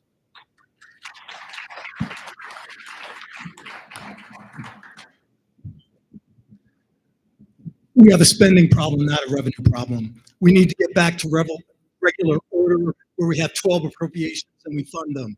Continuing resolutions, omnibus bills are not the way our government's supposed to act. So as a senator, I will negotiate with other fiscal conservatives of who I am to get back to regular order.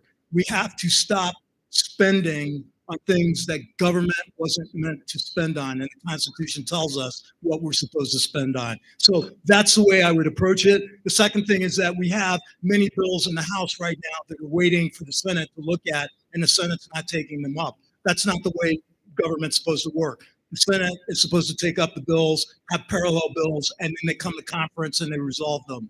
Our government is not doing that. So as a senator, I would be an advocate for regular order.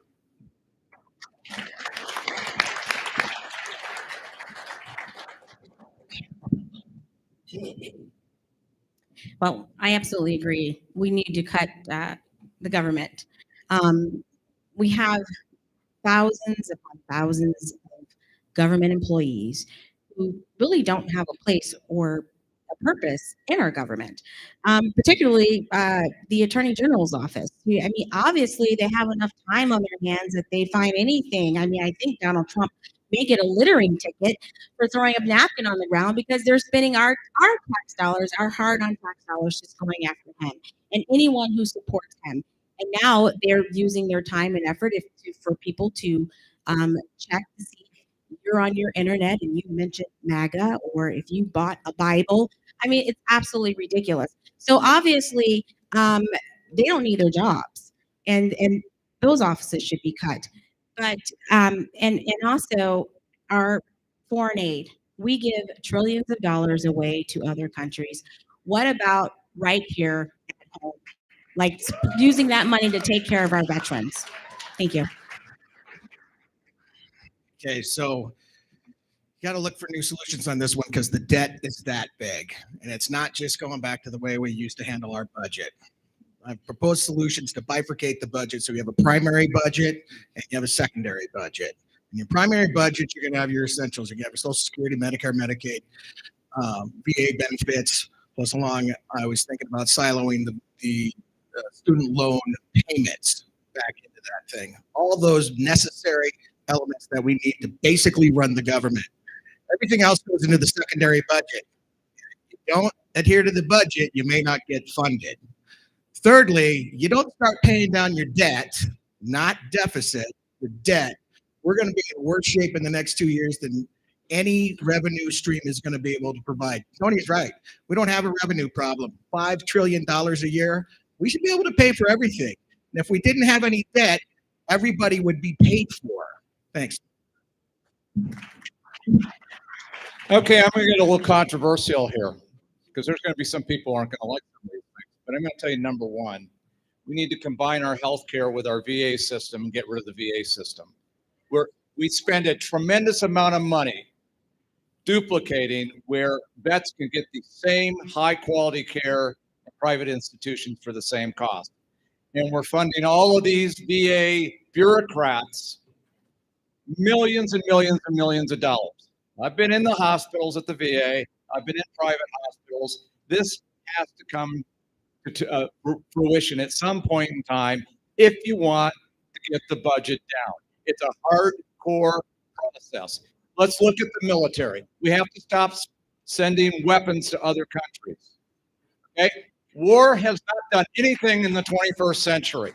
We can cut the military budget by decreasing the amount of military spending. The industrial military companies are making all of the money, and it's your tax dollars going to it. So if you want a big budget and give it to these industrial military companies, then we continue to do this. But I don't agree with that.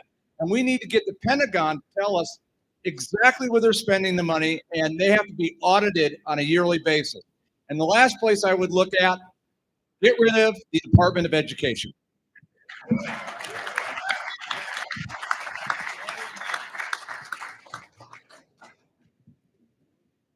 Instead of $80 billion going for 87,000 IRS agents to audit us, we need to audit the government. There is so much waste and fraud in these government programs. A bunch of them can be eliminated. That's for starters. All you have to do, though, is ask a single mother who's been self-employed most of her life. I know how to budget. I'm not wealthy. I'm conservative. We have too many rich people and elites and opportunists in our government. They forgot what it was like to go to the grocery store and the gas station and purchase things and not have enough money. They don't know. Anyone who has been a single parent, anyone who has been through a down economy, that has their own business, like I have a real estate business, I know what it's like to struggle. These rich people in Washington, they have no idea. The value of a dollar to them is very different than a single mother. I will spend our money wisely and responsibly.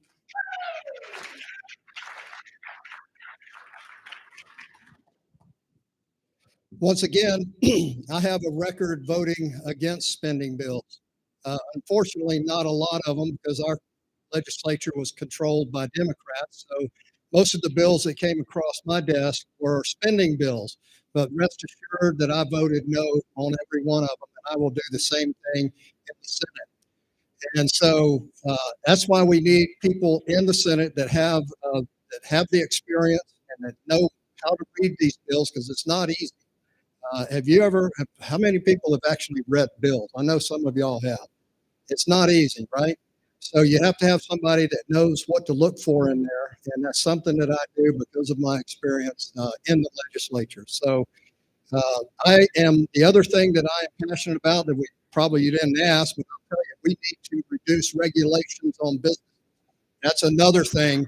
And that's just as important as lowering the taxes, because President Trump, when he got in 2016, he had a tax cut through a hostile Congress. He still managed to get it, but he deleted 10 regulations for every new one that they started, and we need to do the same thing everywhere.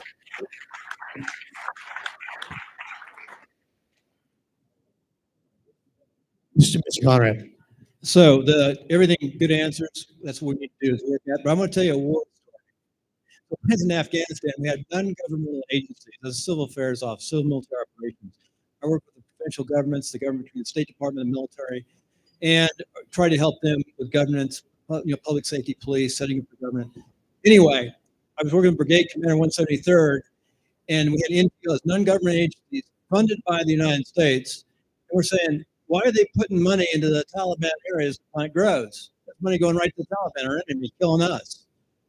stuff like that's a waste. The second thing, I get this brief. I work for the CIA agents, FBI, and other people in sales. Let me tell you about this later. About this brief I get every day. It's an open source brief, and I'll tell you the rest of the story later. Mr. Grady. I had to take Bill and raise him one. But when I was in the Pentagon, I worked on the president's military budget. I was responsible for the bomber portion of it. I was a junior officer when President Carter was in charge, and cutting back the military, and my fighter pilot friends could barely stay proficient in the airplane. So fast forward when I'm in the Pentagon, we now have Bill Clinton taking down the military budget. I have experience in how to maintain combat capability and yet very efficient. And the congressmen think it's their money. It's not their money. It's your money, and I have experience with that budget. Thank you. Anybody else? All right, we'll move on. I mean, I got another question. Well, since we were talking about finance and money, being the most important one, what is your opinion on the Federal Reserve? And we'll start with you, Fred, and down this way. Anyway. 1 minute, please. 1 minute. Federal Reserve was set up by the bankers. You print money, you create inflation. The Federal Reserve has no role, as far as I'm concerned, for the United States of America anymore. And it never did. It's a scam. And all the banking industry has made money off this. Big business has made money off this. And the American people have suffered and paid for this. So I think we need to get rid of the Fed altogether. I hate it when the person before you takes your answer. Anybody ever heard of Milton Friedman? Thank you. Real simply, he says inflation starts and ends in Washington. And you end it when you get rid of the Fed. And one other thing, does anybody know why Janet Yellen went over to China? Nobody does, right? Yeah. She was over there to assure them that we were going to pay our debts. And part of the problem right now is the way she manages the Federal Reserve. So we need to get rid of it. She needs to go too.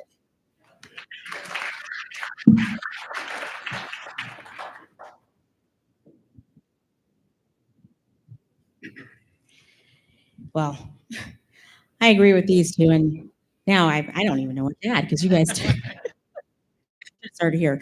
But yes, we need to get rid of the Federal Reserve. The Federal Reserve is really part of the government. We run it. The people don't want it. It's a private organization, and yeah, it should. I'm sorry. Yeah. So what about our money? Because it was, well, you can blame the previous legislators for that, but that's why, as legislators, we need to change that. So yes, we need to get rid of them, and it's going to take, if one of us is elected to the U.S. Senate, it's going to take one of us to actually push the legislatures to do that. My husband's probably not going to like me saying that about getting rid of the Federal Reserve because we know what happened with Kennedy. Thank you. I'm against the Fed. There's nowhere in the Constitution that I see the Fed. So money ought to be very transparent, and I can't add to what my colleagues have said. You know, this is great. We sound like we're libertarian Republicans, which I am. And we need to end the Fed. And Rand Paul is right on it. Senator Lee, great guys. We have to end the Fed and bring that control back to the people. The other thing, too, is with the fiscal issues right now, is the Fed just destroyed us and made the wealthy and the elite have houses. It's so hard for kids to get a house now because they left interest rates at zero for so long. They inflated houses, inflated our money, and it's just tough. Whether you're on the retired side or a young family starting, the average age has gotten to 46 house now. It's ridiculous. So we need to build more houses and end the Fed. Jim? I am for getting rid of the Fed also. One of the darkest days in American history, 1913, when the Fed was established. There's nothing federal about the Federal Reserve. It has nothing to do with our government. We definitely need to reverse that, however we need to do it. But when you look at the money and the power, the World Economic Forum, those people that are behind this, the central bankers all over the world, that's why we're in the shape we're in right now, because they control us and they enslave us. We've got to get people in the Senate that first of all understand it and that will do something about it. And once again, these are the dagger in the heart of the Federal Reserve. And everybody needs to get these.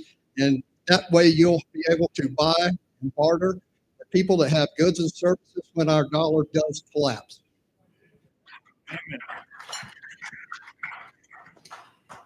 You know, the Federal Reserve and the banking system, these are run by extremely wealthy people that want control over all of us. This Fed one now that they have set up to bring in a cashless society, guess what, guys? It's here, it's coming, and once that is completely implemented, they will have control over everything we spend. That is something that we need to fight against, and we need to prepare for that. And we, the people, we have the control and the power. We just need to take that back over because the government has been controlling us way too long. The power rests in us, we the people. Bill? Ron, I think you said if one of us gets elected. I'm going to make a forecast right now. One of us get elected because Mitch McConnell is the Fed in the deep state. And his candidate, Sam Brown, needs to not be elected. He needs to be elected by the people of this state, not Mitch McConnell and his people, because Mitch McConnell is not going to break away from the Fed. Think about that. I'm going to make right now, one of us is going to be your nominee, and we're going to win. Yeah, Jeff. I just want to say that I'm not suicidal, very healthy, and I wave a red cape in front of these guys, and unfortunately, one of my close friends was done away with by these guys because of this. Wow. Okay, this last, if you will, I can't make it a question. I hope no one is still eating because I'm going to turn this last question into a statement, and I want everybody to either agree with me or disagree with me. And it has to do with the budget. Because the United States has tremendous budgetary problems and border problems, whether it is Russia, Ukraine, or Israel, or Palestine. Are you for or against further funding? Here's what I say. Ready? Not one dime goes to another damn country that instead of it should go to the military right here in the United States of America.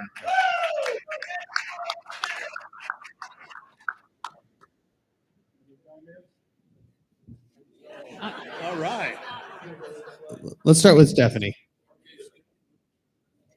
I have traveled all over this state. Every single person tells me no more money to Ukraine. People are tired. That's right. They're tired of our money going over there when they refuse to protect our own country. No more money to Ukraine. The other thing that people think, it's a complete money laundering scheme. A lot of this going back into Biden's pocket and how many other politicians. This is the problem with corruption and money and our politicians. So no, we need to stop that spending. You cannot spend more than what you take in. Anybody in a simple household will know you cannot do that, get into debt. Look what they have done to our country. We've got to stop the bleeding. I agree. No more money anywhere out of the country. We in America are hurting here. Why don't we solve our problems here first? We have homeless vets. We've got the money to take care of everybody here. We need to stop sending it everywhere, including Ukraine. And you're right. It's the money laundering apparatus, the human trafficking infrastructure, and drug trafficking was set up by Obama in 2013. 14, he organized that coup over there, and that's how they have been getting all of their money to campaign against us And we've got to stop that. And there's a way to do it. And President Trump knows it, and he is working on stopping it. So I wrote an article in July. So if you go to electricgreenbreak.com, electricgreenbreak.com, go to the shortcut Conrad 2024, you will find an article I wrote about Ukraine, my experience. I had one guy over there. And that absolutely needs to not be funded. I said that back in July. Sam Brown went on Fox, and he mumbled and bumbled. He couldn't get an answer from Ukraine because he's a Mitch McConnell guy. And it goes even more. You notice why there's normally when you run for Senate, there's either a governor or a congressman or someone who's in a statewide office that runs. There's no one running here except us. We're standing there because they had this prearranged for Sam Brown with Mitch McConnell, and because he can raise a lot of money, can't be side him raising money, it's the machine raising that money. Don't vote for Sam Brown. I can tell you that right now. Look at one of these candidates up here.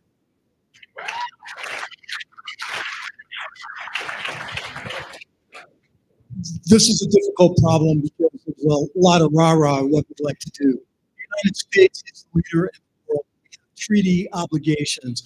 We caused Ukraine to disarm with their nuclear weapons. We have responsibilities there.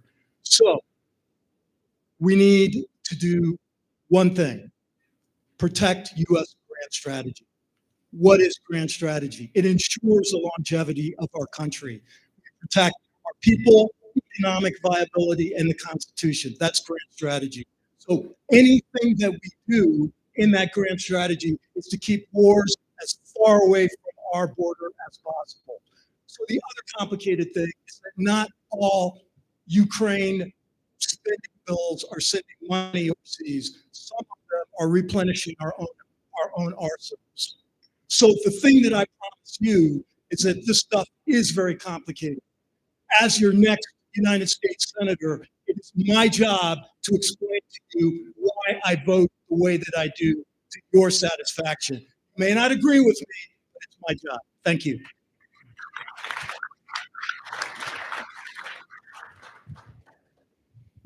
Well, I absolutely would not agree to send any money to Ukraine. I would not send any money to support terrorists either, which is what the United States is doing. And what our Congress is doing with defending and protecting us. We need to take care of America first. There is nothing wrong, there is nothing racist about being a nationalist, which is what the Democrats like to change it. They like to throw in the word white, to say white nationalist. That has a completely different meaning. I'm a nationalist. I'm about America first. When you go home, are you going to take care of your house or are you going to take care of your neighbor's house? You're going to take care of your home first. And that's what we need to do. America first, every day, all day. So I have to agree with Tony on this. We need a more nuanced approach when we're handing money out overseas.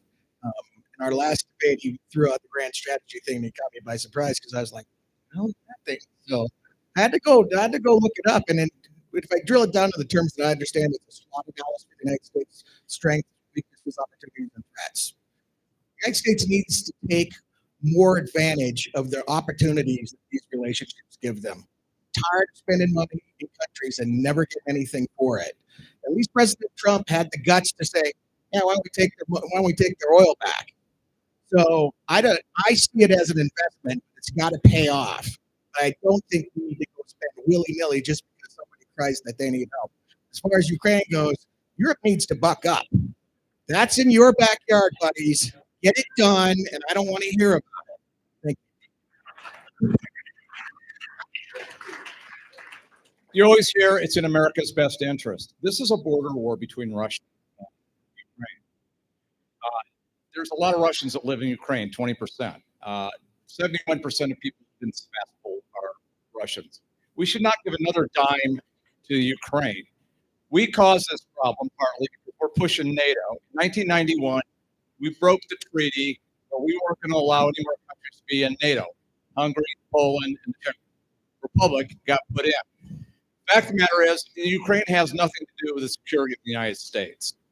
Russia has a $2.4 trillion GDP. Ours is 25 trillion. Russia is not the country that we have to worry about. It's China with a 19 trillion.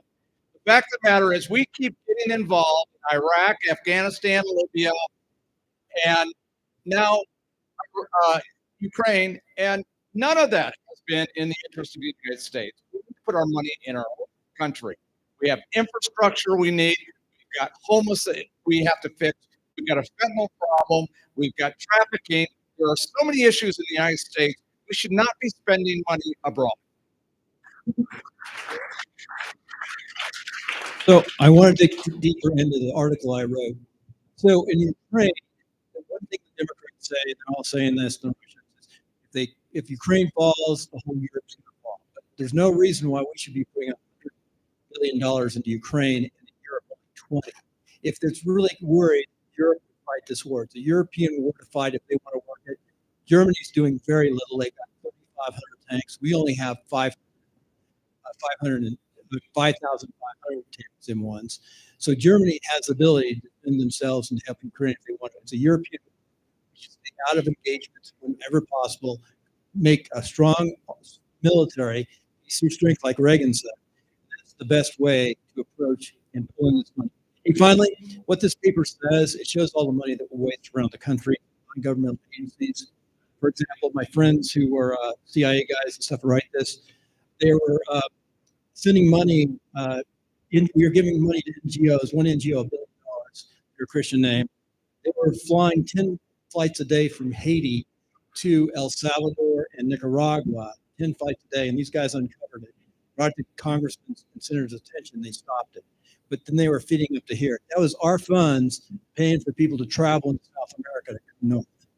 That's a waste of money, and our country won't survive if we do that. Dr. Simon brought up a good point, and your senators need to understand history. When at the end of the Second World War, we created NATO, there were certain agreements that we had with the Soviet bloc. Bringing those other countries into NATO was a violation of those agreements. So senators are responsible for treaties, and we need to understand that. So that's a problem that we kind of created. Hats off to the foreign policy that President Trump had. The European countries had to kick in 2% more into NATO. And yes, it's a war in their backyard, but as the leader of the free world, we can't disengage. We just need to find out what the president's war aims are and not give him an open checkbook. Thank you. Ms. Phillips. Ukraine has been a disaster from the very beginning. The way they have handled this, there have been no meaningful peace talks. There is no military strategy. There is no mission. There is no goals. There's absolutely nothing other than sending them money. So Biden has led by weakness. The world is laughing at us. Trump led with strength. That's what we need to be doing, is leading by strength. Ms. Kennedy, you had something?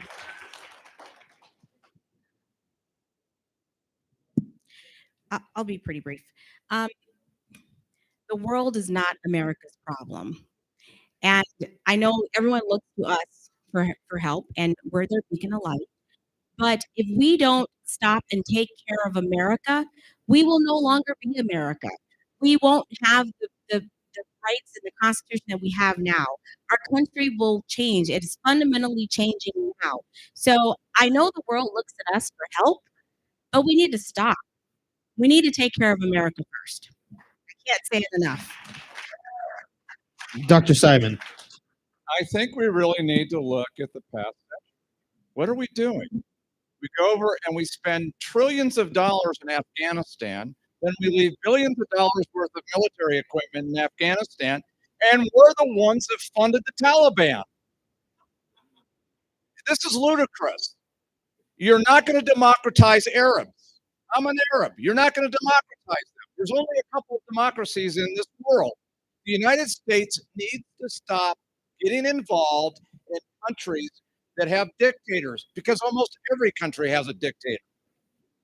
We have basically done nothing other than kill millions of people, spent trillions of dollars, and we have done nothing for this country in the last 50 years. for infrastructure and all the social problems we have. We need to turn our attention to America. If America is strong domestically, we're powerful internationally. Okay. Thank you very much. And now we're going to do the 75-second wrap up. This is your final pitch to the audience for 75 seconds. We'll start with Mr. Grady, please. We have discussed many important problems. And to solve those problems, we need senators that have certain skills. Through my entire life, I have learned to understand how to use the diplomatic instrument of power, military instrument of power, and economic instrument of power. And when we look at trying to unseat an incumbent, we need to have a compelling reason. I stand here tonight telling you that I have that compelling reason, plus the fact that I will appeal to traditionally non-Republican voters. So it's important that we beat Jackie Rosen, but I can't do it alone. I need you on my team. I would like to ask for your prayers. I would like to ask for your vote. I would like to ask for you to donate to my campaign. Please go to GradyForNevada.com. That's GradyFor Nevada spelled out.com. You will see my positions and you will see my TV interviews to know how I think. Thank you for being here tonight. Thank you for the moderators. Aim high, Nevada.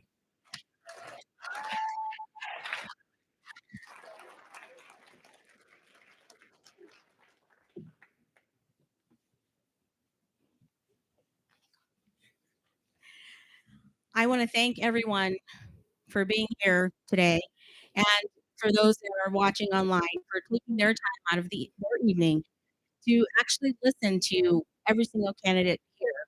And I hope you remember the one that's not here, the one that's going to send out donation emails, donation letters, phone calls, and asking for your money and support, but yet and still didn't even have enough respect to show up here and face us and answer those tough questions.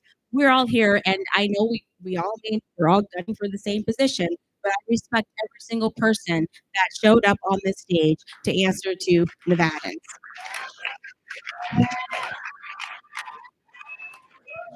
I also want to say that you need a fighter that's going to fight for you when I go to the Senate, or if any of us go to the Senate, we need someone that's going to fight. I'm that fighter. I never back down. And when people say that I'm going to be Trump's puppet, I love Trump. I actually bought the domains America for Trump and California for Trump in 2011.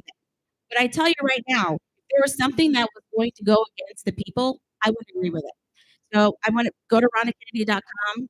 I'll be here to talk to you. My time is out. I'm going to end it. But thank you. And I want to thank the mediators, the moderators, and also redmove.org again for putting on this event. Thank you. So remember at the top of this thing where I said you guys were going to go speed dating? Did you see any red flags? Did anybody differentiate themselves when they were talking? I'd hate to be you going home tonight. Don't be the red flag now.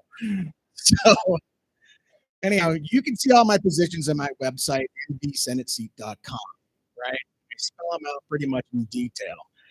I don't really want to talk about myself here with these last few seconds. I want to send a message straight to Washington, D.C., where Mitch McConnell and another guy named John Barrasso, from the senator from Wyoming, are sitting there. Maybe they'll be seeing this. I want to tell you to stop it. Stop giving a Texas interloper money and ad space and everything that is going to sit and try to mess up our election. We need real Nevadans who care about Nevadans to take care of Nevada.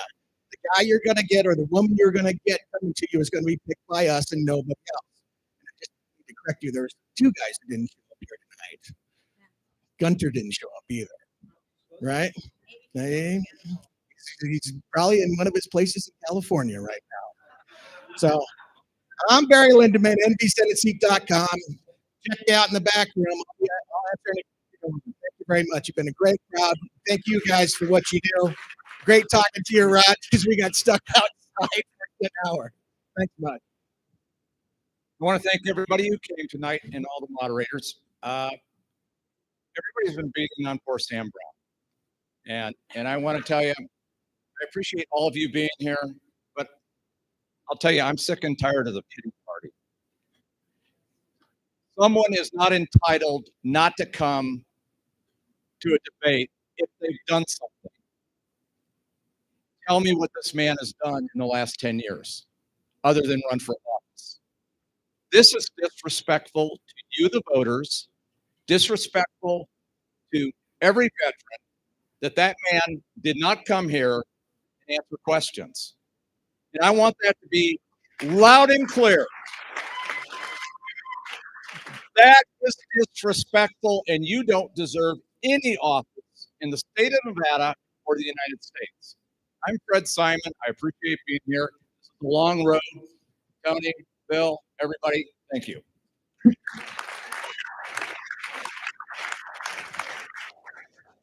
Thank you so much, Redmove, for having us and hosting us. I really appreciate it. We are a nation in crisis. The person that you choose to send to Washington to work for you better be the person who is going to put you and your family first. It's either kiss the ring of the establishment, the carpetbaggers, the opportunists in this race, or put your faith in the true Nevadan. That is me. I have for 30 years vested in this state. I have served, represented, and negotiated for Nevada my entire career.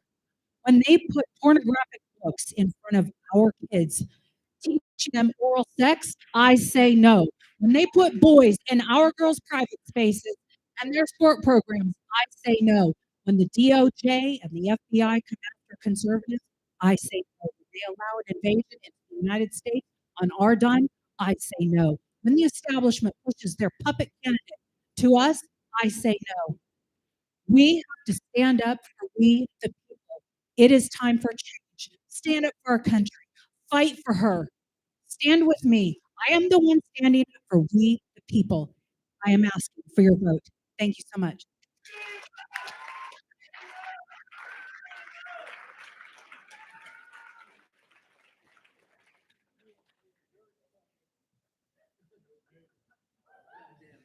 A very smart man once said, judge a man by what he does or what he's doing. I've been doing that for most of my life, whether it's trying to protect our land, trying to solve an energy problem, trying to solve election integrity problems. I've done this as a citizen.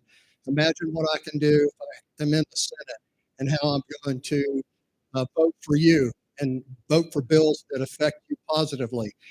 When I was in the assembly here, not only did I have a conservative voting record, I was a disruptor.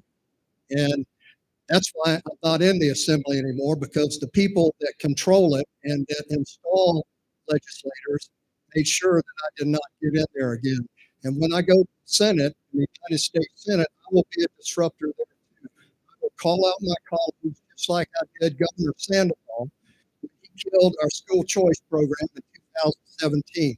I will do the same thing in the Senate. I will call out my colleagues when they do not vote right for you. And I guarantee you, I will be voting right for you. So I'm asking for your vote on June 11th in the primary, and allow me to go to the November general election. And we're going to get rid of Jackie Rosen and turn the Senate over to the Republicans. Roger, Eddie, Nicole, and Leo, you guys did a great job. You keep secrets. I didn't know any of the questions. And I liked how you broke it up. Ray, I don't know. No, Ray worked his butt off on this, and I want to thank Ray, my wife Karen, the treasurer, Kris back there. And I want to thank everybody who showed up, because we can make a difference by going out there and making sure that one of these candidates here is going to get elected, which I think they are. I think this is the start of the end of Sam Brown, because words can go out there that that's not the right fight. There's one question I would like to ask. Who do you want to be for speaker? Well, I like Lee. I like Lee. Senator Lee right next door. He barely won his election because Romney, Rhino, you tried to get rid of him. He's a great guy. Love to have Lee. Rand Paul's another good one. Johnson. There's a lot of good people. We need to get a good people in the Senate.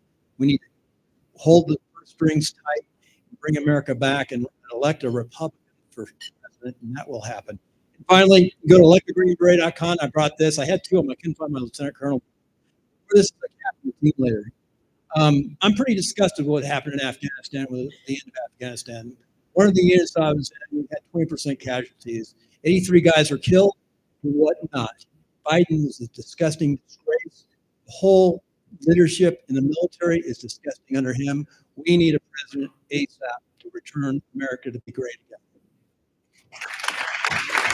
Oh, finally, electthegreenberet.com or shorter Conrad 2024. Ladies and gentlemen, your grassroots conservative Republican 2024 U.S. Senate candidates. Give it up.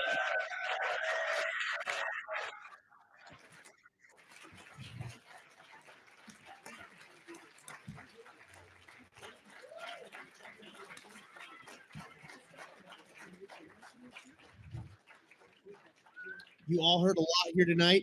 I hope you guys mull it over. There can only be one. They're all great. Think about it.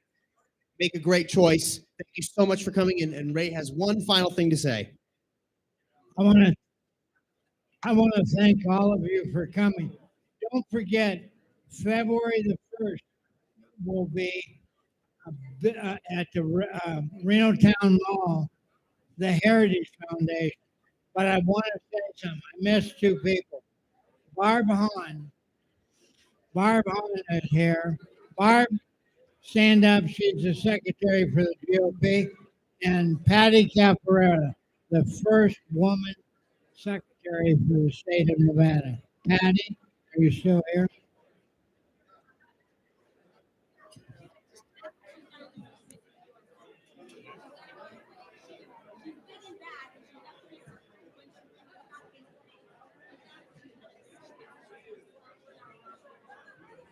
That's why she's never going to make it to the Senate.